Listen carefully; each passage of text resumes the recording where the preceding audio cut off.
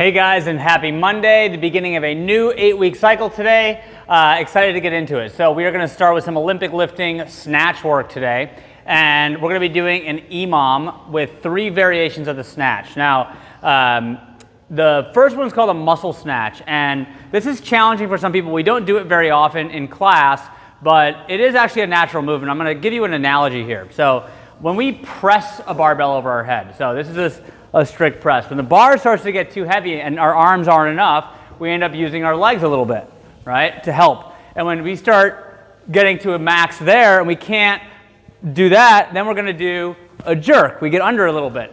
Same concept here. The first movement of this snatch progression is called a muscle snatch, where if I were to give you a bar and say, hey, put this over your head, you would basically do a muscle snatch. You wouldn't overthink it, and you would just use your legs a little bit and jump it over your head because it's not very heavy. That's technically a muscle snatch. It's so light that just with a little bit of use of your legs and your arms, you can just put it up over your head, okay?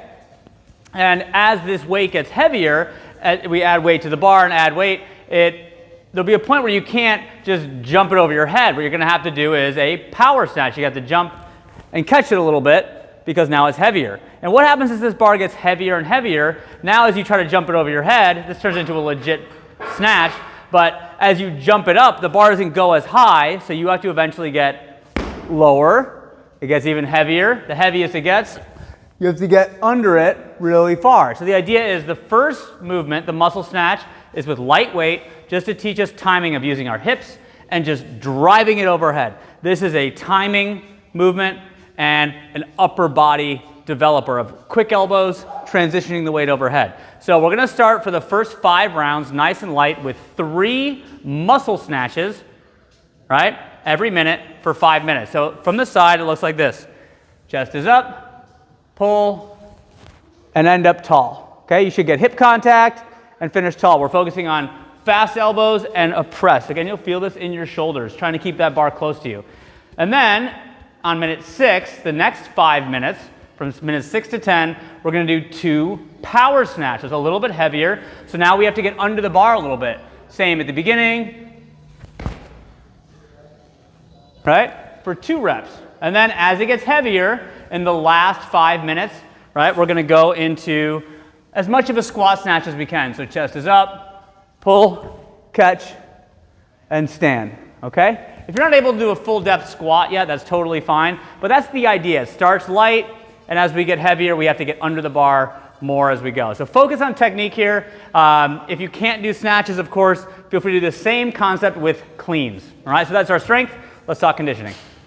All right, guys, a classic conditioning today. We have running and ring muscle ups. So it's going to be an 800-meter run, followed by 30 ring muscle ups, finish with another 800-meter run, 18-minute time cap. So the classic ring muscle up, these are hard. So I'm going to give you some options from easiest to hardest or prescribed. So if you think about the muscle up, it's a pull up into a dip. So a little pull and a little press.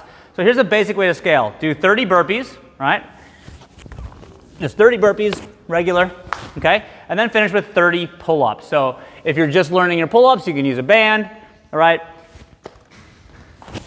And you could do your 30 pull-ups, okay? So 30 burpees, 30 pull-ups instead of 30 ring muscle-ups. Really basic way to get into this type of workout. All right, from there you can go to some type of, we'll go up on the bench and do some jumping bar muscle-ups. So this is a great way to learn the feeling of a muscle-up. You can adjust the height of your box and bar. So this is a little more challenging. It's above my head. To make it easier, make it more around the chin height. But it's jump, transition, press, okay?